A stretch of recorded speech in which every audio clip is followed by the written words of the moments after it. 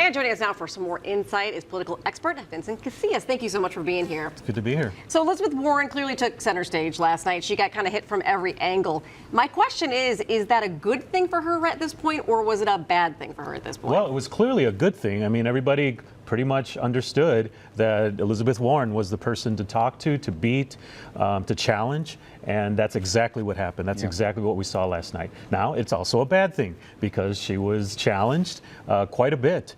And, you know, you could see it in her eyes. She was on defense quite a bit as well. So it was an interesting night. It felt a lot like we were watching The Island of Political Survivor. A lot of subplots, a lot of sub-stories. But it was definitely a heated debate. I think everybody's starting to get their stride now. This is the fourth debate.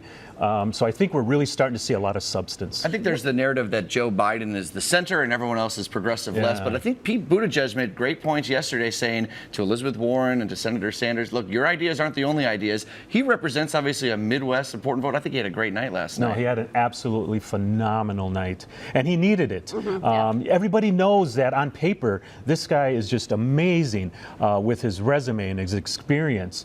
But he really needed to shine, and he really needed to present himself as a viable candidate to be the president of the United States. That's what these debates are about. And clearly the mayor did that last night. And so I think you're going to start to see his poll numbers surging as well. This seems like the fourth time now, we're in the fourth debate, where Biden has still not impressed his voters. And him to be one of the top people in the polls, he still isn't bringing it home and knocking it out of the park. And you would have thought that he would have had the easiest time to do this. He's stumbling a lot.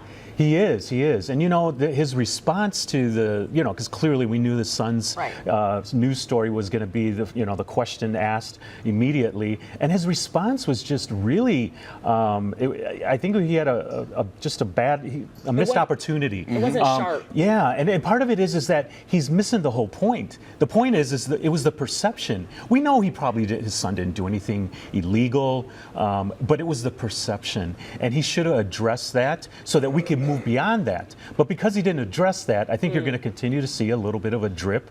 And then obviously President Trump is going to make sure that Joe is on the news cycles talking and defending himself. Because his son addressed it well. Yeah, absolutely. His son, he came out really good. Right.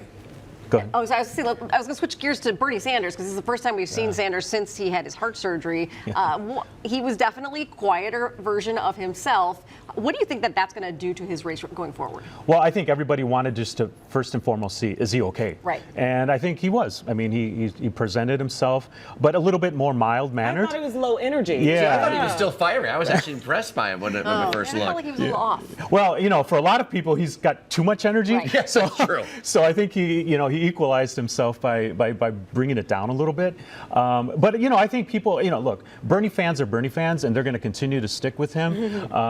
I think as we move forward, we're going to just see this progressive group is just clearly leaning towards Elizabeth Warren. Yeah. And I don't know that there's anything that Bernie Sanders can do or not do. I just think, it's going to continue to unfold as we see it. When do we see some of the people that were on stage left, stage right start to drop off to narrow this field a little bit? Yeah, clearly. I mean, 12 was a bit much. Yeah. That's putting it nicely. That was a lot. And part of it is just, a lot of these candidates just don't have a chance to really kind of, talk about what they think. I mean, Julian Castro, after the debate, made it clear. It's like, look, I didn't get enough time. Yeah. And so, I think, unfortunately, that's just the nature of the beast here. Yeah. I think the next debate that they're going to have, it's going to be a little bit smaller number. So we'll see a little bit more substance there. But yeah, I mean, I think over the next couple of months, we're just going to see kind of slowly some of these candidates get kicked off the island. Yes.